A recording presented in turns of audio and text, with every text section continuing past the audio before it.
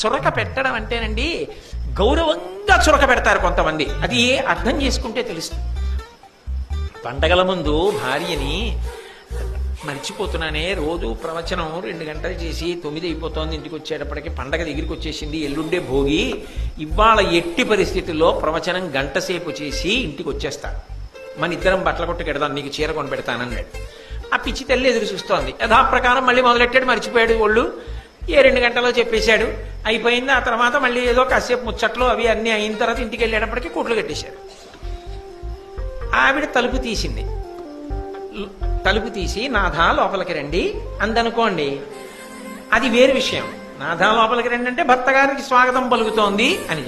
లోకోద్ధారక లోపలికి రండి అందనుకోండి, మీ ఆవిడ పిల్లలు మీకెందుకు, లోకాన్ని ఉద్ధరిస్తే సరిపోతుంది, మీకు ప్రవచనాలు చేసుకుంటుంటే. భార్య చీర సంగతి కూడా మీకు అక్కర్లేదని అందులో ఎత్తి పొడుపు ఉందా లేదా? లోకోద్ధారక లోపలికి రండి ఉందా లేదా?